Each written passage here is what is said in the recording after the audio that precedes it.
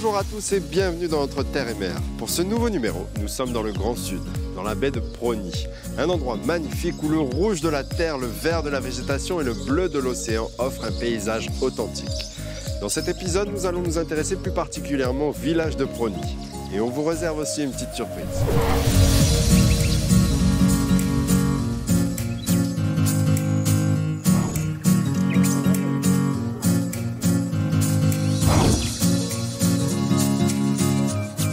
Un lieu chargé d'histoire que nous allons découvrir avec l'association du village de Prony. Quand, pourquoi et par qui ce village aujourd'hui fantôme, ou quoique pas si sûr, a-t-il vu le jour? Je vous propose tout de suite une visite des lieux au cœur de la baie de Prony, avec des personnes passionnées d'histoire qui vont nous restituer au mieux une époque, un lieu qui a été pendant près de 35 ans le plus grand chantier d'exploitation forestière de Nouvelle-Calédonie. Le village de Prony, c'est tout de suite dans notre Terre et Mer.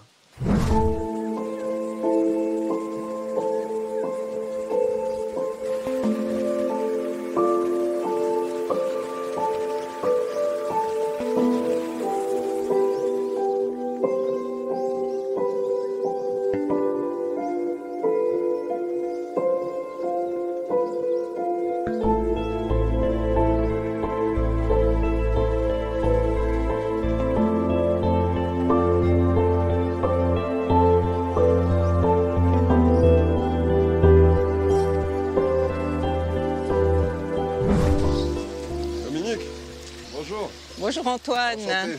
Vous allez bien? Oui, bienvenue au village de Prony. On y est, on attendait ce moment avec impatience. Oui. Et surtout de te rencontrer parce que tu es guide du patrimoine. Oui. Donc tu vas être notre spécialiste pour la matinée pour essayer de nous faire revivre plusieurs époques, je crois, sur ce site.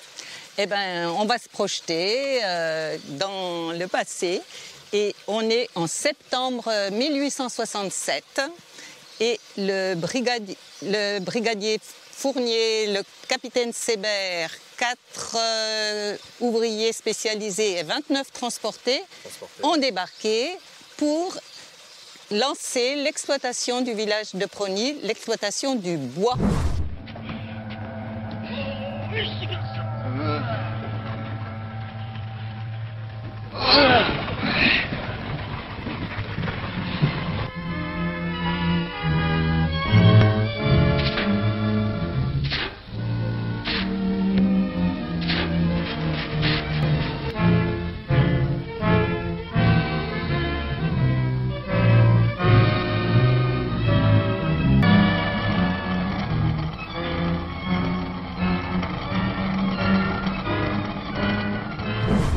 La ville de Nouméa était en extension et il fallait trouver du bois. Or, les routes n'étaient pas construites, les forêts du Tsumak étaient inaccessibles. Et en 1860, le lieutenant de vaisseau Jouan, qui naviguait dans les parages, a constaté qu'il y avait une magnifique forêt et qui était accessible par des bateaux. On doit le nom de la baie de Prony au navire Prony, oui. Avec le commandant de vaisseau Debrun, voilà, qui a donné le nom du bateau à la baie. Là, on est en 54, voilà. Ok. Par quoi est-ce que tu vas commencer? Qu'est-ce que tu vas nous montrer dans un premier temps? On part vers où là? On va partir vers le sentier de Schlitage. De Schlitage, c'est-à-dire? C'était un sentier qui était fait pour transporter le bois. C'est-à-dire, schlitage, c'est en référence au Schlitt des Vosges.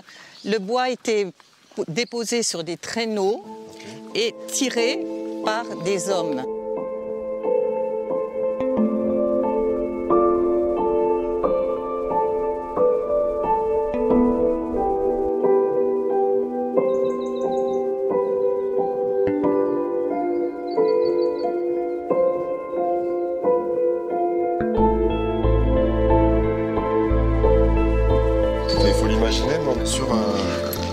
Le fameux chemin de Schlitage, c'est ça? Oui, voilà. Donc, concrètement, ça marchait comment? Qui servait à transporter le bois qui était exploité dans les forêts plus haut, là, sur le plateau. Voilà. Donc, les bois exploités étaient essentiellement le chewing-gum. Il y en a un bel exemplaire ici, voilà, qui était utilisé parce que c'est un bois imputrescible, donc il était utilisé pour les charpentes, pour ce qui était immergé, tout ce qui allait dans l'eau. Et aussi, parce que là, il n'y en a plus, mais il y avait des grandes forêts de kauri également. Et le kauri, lui, était exploité pour la menuiserie, l'ébénisterie. Et il faut dire aussi que la gomme était utilisée, réduite en poudre, pour tanner les cuirs. Okay. Et ce sont des résineux. Donc le kauri, la résine, était utilisée aussi pour fabriquer des vernis. Donc ces arbres étaient transportés sur ces chemins. Il y avait des rails qui étaient construits avec des traverses. Et du coup, ils faisaient glisser le tronc. Ils faisaient glisser le traîneau. Le traîneau. Le bois était mis sur des traîneaux et le traîneau était tiré par des hommes. Nous allons voir un traîneau vous avez reconstitué. Que l'association a reconstitué. Excellent. Mais alors, il faut imaginer du bois partout, là. Aujourd'hui, il y a... Des grandes forêts, des kauri, il n'y en a pratiquement plus. Ouais. Mais les chênes gommes, il y en a encore. Mais alors ça, c'était tiré par des animaux, des chevaux? Un homme? Hercule, non, non. C'était des équipes de 18 hommes. 18 hommes.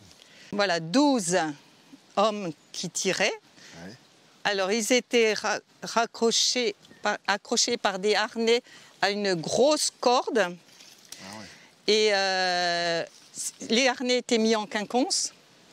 Et ensuite, il y avait aussi un chanteur qui donnait la cadence, un contremaître, et 4 personnes qui étaient munies d'anspé. C'était des appareils, des bâtons, pour régler les bois quand il y a des virages, pour remettre en place, voilà.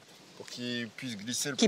Glisser. Et quand même, il y a eu des époques où on a quand même mis un petit peu d'huile sur les troncs, sur les bois, pour faciliter la glisse. Ces chariots là, ces chariots sur les traîneaux là, il fallait les imaginer dans plusieurs endroits de...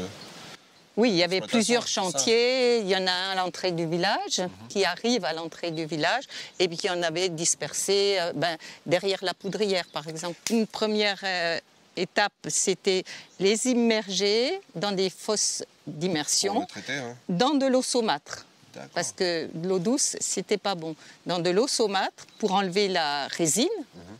Ensuite, ils étaient séchés dans des hangars, on verra tout à l'heure. Et il y avait une scierie, donc ils étaient expédiés sous forme de planches. Okay.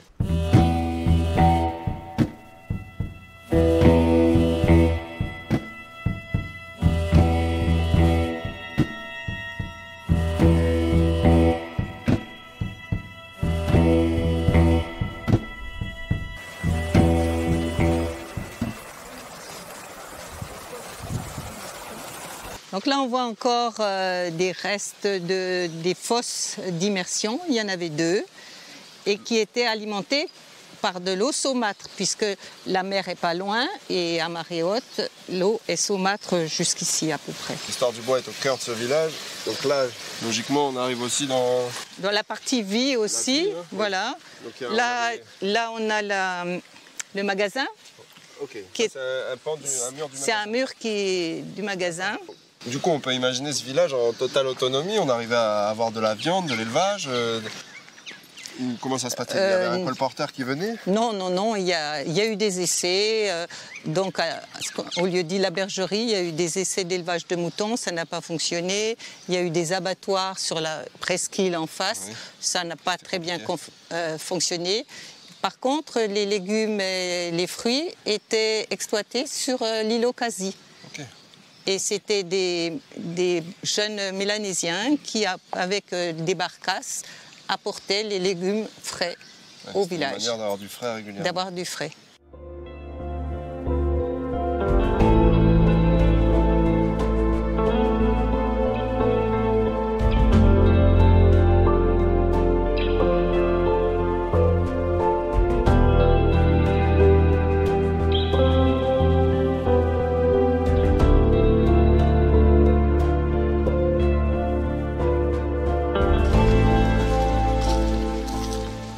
Logement du chef d'exploitation, de l'exploitation. Oui. C'est là qu'il faut imaginer la belle maison du village. Oui, tout à fait. Avec le potager devant. Ouais.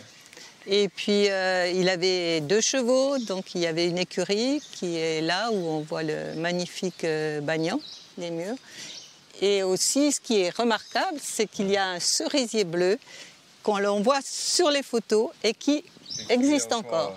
Qui nous regarde encore. Et qui nous regarde encore. Merci beaucoup. De rien, c'était un plaisir. Ce partage de connaissances et de passion. C'était on un se dit plaisir. à bientôt. À une À prochaine. bientôt. Au Bye. revoir. Au revoir.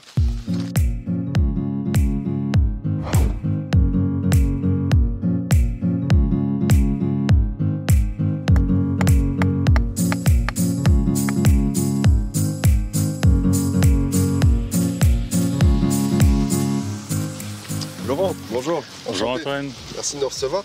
On est venu vous voir, Laurent, parce que vous êtes chargé des constructions historiques de la province sud. C'est quoi en quelque sorte? C'est gérer le patrimoine, rénover le patrimoine, identifier les sites historiques? Comment ça se passe?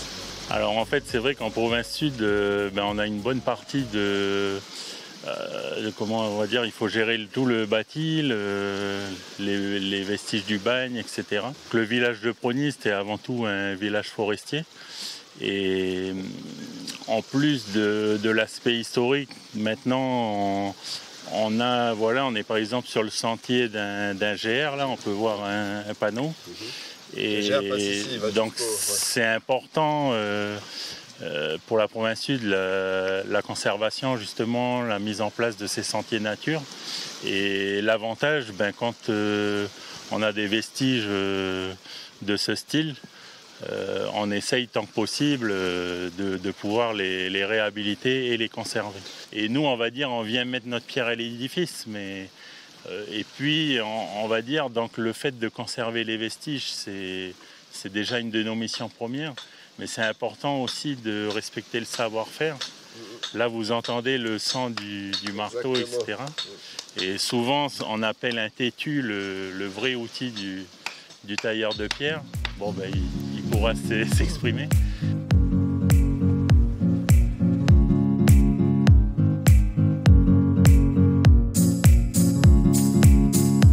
Ce sont des méthodes constructives qui traversent le temps, qui traversent l'âge. Là, pour le coup, c'est un mur en pierre sèche qu'on refait. Il n'y a pas de mortier, quoi. C'est juste l'inertie de la masse et l'inertie des pierres qui va faire sa structure. Donc du coup, nous, tout ce qu'on fait, c'est prendre un caillou, le mettre par-dessus l'autre, basiquement. On va quand même le retailler, les équarrir, les mettre pour qu'ils se mettent en place correctement. Et après, on va les croiser, quoi. C'est vraiment un empilement de pierres, les unes par-dessus les autres. Et l'inertie de la masse fait que ça ne bouge pas, quoi. On réemploie les anciennes pierres et on rebâtit au fur et à mesure.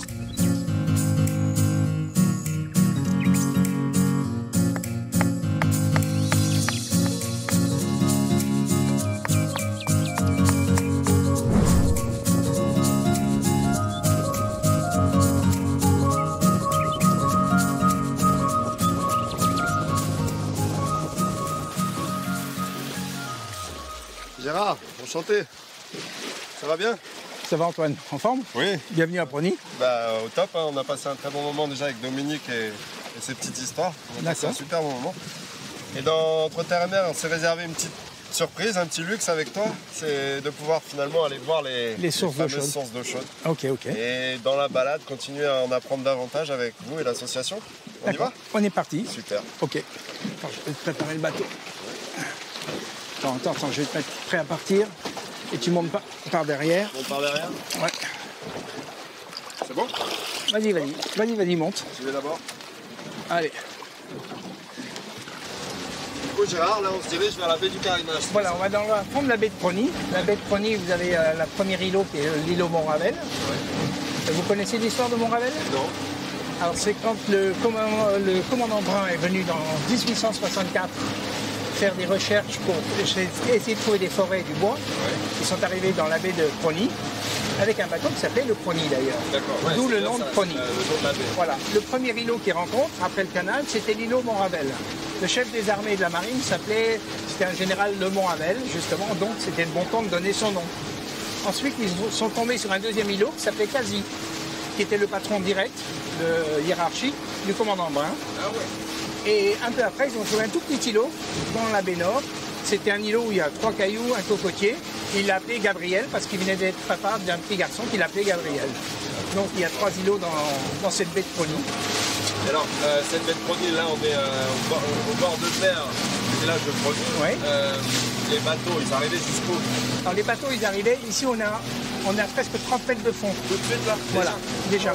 On avait beaucoup d'eau, c'est l'avantage de la baie de Prony. Ouais. Aujourd'hui, avec l'érosion, il y a beaucoup moins parce que quand ils ont exploité les mines de fer, il y a eu beaucoup d'érosion, donc c'est arrivé, ça a un petit peu bouché le port.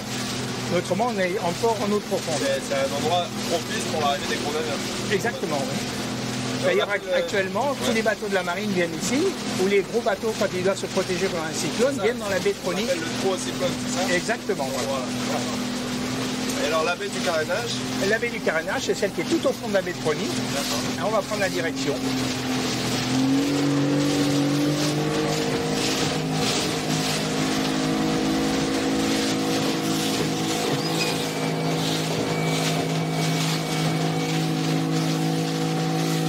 Voilà ce qui reste de l'époque.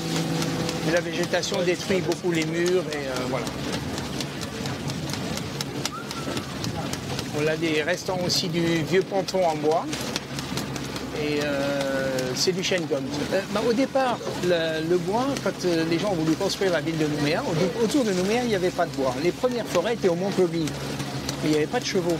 Il n'y avait pas de tracteur, il n'y avait pas de camion, il n'y avait rien. On ne pouvait pas amener le bois du Mont-Clovis jusqu'à Nouméa. Donc, comme partout ailleurs, on va se dire, on va le faire venir par la mer, par bateau. Ils sont venus pour couper les premiers arbres, c'était des chênes gommes, ils les ont fait flotter, malheureusement ils ne flottent pas, ils sont plus denses que l'eau, ils coulent. Donc la décision a été prise de construire une scierie là où il y avait justement ces arbres. Et les arbres sont partis en planche, en madrier sur Nouméa. Et d'un seul coup, en fait, c'est le boom, quoi. Ça a été le boom, ça a été le boom, ça a été la découverte du nickel, ça a été beaucoup de découvertes d'un coup, il manquait beaucoup de manœuvres. Donc, les bagnards ont beaucoup participé à l'élaboration du pays tout entier, à la construction du pays par leur travail aussi. Mais quand ils étaient libérés, on leur donnait un petit pécule et un lopin de terre. Et ils avaient quelques années pour valoriser cette terre où on leur reprenait. Donc beaucoup de gens ont valorisé, ont créé des familles, des enfants et ont développé la Calédonie. On va voir ces sources. Allez, on va aux sources. With a sword in a bag in my trunk, I keep my eyes and my mind on the road. 'Cause it's a hard of hearing, every handshake's gritting cold when your great disaster falls.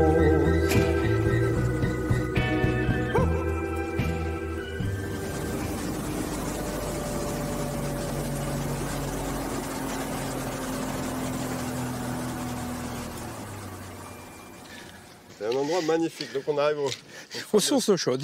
Sources d'eau chaude. Les sources d'eau chaude qui ont été découvertes par les bagnards et qu'ils ont aménagées petit à petit. Et ensuite, vous avez tous les gratins, tous les hauts gradés qui venaient ici passer leur week-end. Alors c'est ça. Ils venaient ici dans les bains d'eau chaude. Si, t'as aménagé quand même, hein, Oui, aménagé, qui a été réaménagé. Au départ, c'était les bagnards. Ensuite, il a été repris par l'association du village de Prony et repris par la province sud plus tard. Et vient d'être fait également par la province sud. On voit que c'est tout neuf, le bois est tout neuf. Une partie est neuve. Et alors, il y a combien de bassins?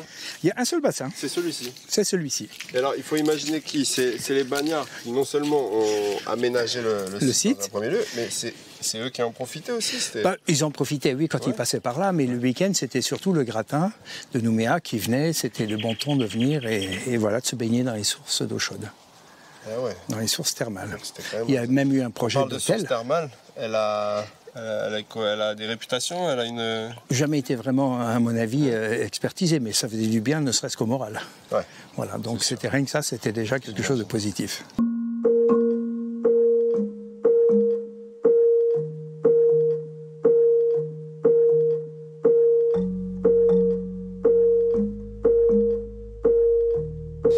Il y a eu des projets autour de ça. Et plus loin, il y a eu des projets de construction d'hôtels par des bagnards et un architecte justement qui était... Donc ils ont des plans, ils avaient déposé les plans pour faire un bel hôtel et développer le sud parce qu'ils étaient persuadés que le sud, après la période de bagne, allait être touristique et autres à cause des sources. Excellent. On a une eau à combien là, normalement, à peu près? En théorie, on avait de l'eau à 40 degrés, mais là, depuis quelques années, elle est descendue à 35, 36. Ouais. Et à mon avis, là, aujourd'hui, si elle est à 30, c'est bien. Ouais. Mais on voit qu'elle ne coule pas, parce qu'en temps normal, elle coule H24. Ouais. On voit quelques bulles qui sortent. Donc, et là, le niveau anormalement bas, on ne l'a jamais vu aussi bas comme ça.